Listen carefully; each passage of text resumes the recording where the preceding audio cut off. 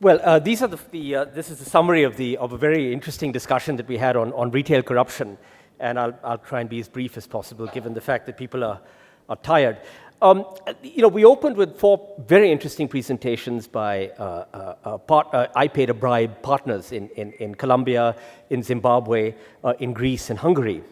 And while these initiatives, and Sri Lanka, and while these initiatives are in their early phases, the group was deeply impressed, really, with the commitment and determination of some of the speakers and what has already been accomplished. Now, some of the issues and concerns expressed in the group, there was a clear concern about the attempt by government to introduce amendments to make bribe giving even more culpable than it currently is, including additional penalties.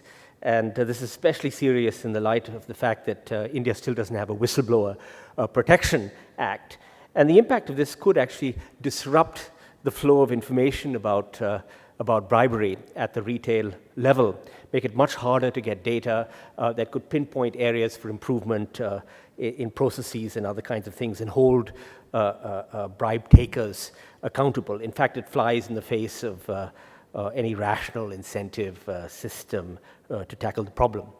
With respect to sourcing information on corruption, there was a distinction drawn between online sourcing and offline, and one participant from BRAC in Bangladesh raised the issue of getting feedback on corruption from offline sources. Of course, online crowdsourcing is fine, but offline there are different measures that one could use to get data on corruption, including IVR systems, NGO networks, and even smartphones. Of course, digitally there might be an access problem, but there certainly isn't a problem with respect to smartphones.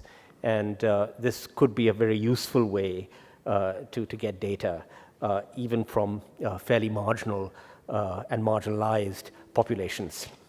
Now, a very clever distinction was drawn by our participant from Zimbabwe between anonymity and privacy.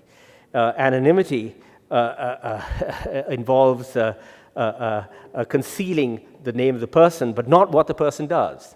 Whereas privacy involves withholding the name of the person involved, but not what that person has necessarily done. So, there were all sorts of distinctions drawn there. I think I've got that right. And then a series of debates ensued about process reengineering. There was a lively discussion about different kinds of permissions required for buildings, and the upshot of that really was, well, we really need to simplify processes in order to reduce incentives for retail corruption. Now, there was also a discussion about salaries. Are salaries too low? Is this really an incentive for civil servants to pocket money from at the expense of the public, and so on and so forth? And of course, the argument was made, but then rebutted, and it was concluded that, in fact, this was not a major factor. One participant pointed out that in terms of power purchasing parity, Indian civil servants are not underpaid. And I pointed out that teachers, for instance, are paid far more in the public system than in the private system, reflecting the power of labor unions and staff employee associations. And Mr. Das mentioned that if you take into account basic pay plus emoluments like dearness allowance and cost of living adjustments, in fact, Indian civil servants, even at the lower levels, are not all that badly paid. So this is a red herring, basically. There was an argument about asset declarations, annual property returns, as they're called in state governments. State government officials are supposed to file these. In some cases, they're public. In some cases, they're not. And the feeling was this is not a major instrument to deal with corruption because of 2 reasons. One is that government rarely has the time or the inclination to follow up with an audit, and one can always put property in someone else's name.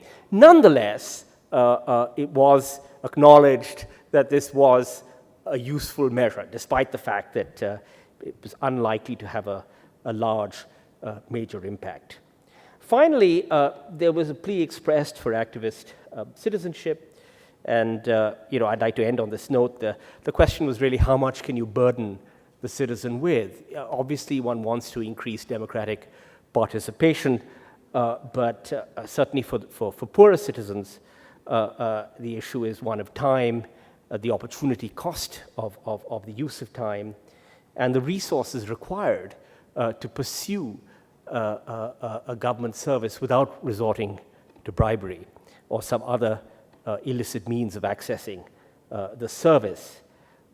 In fact, this is interesting because when the new AAP government tried to turn all Delhi citizens into sting operators, they got 6,000 calls on the first day, or even more, I think. And obviously, it's a real burden on the ordinary citizen to transform him or herself into a sting operator. This is really the work of government.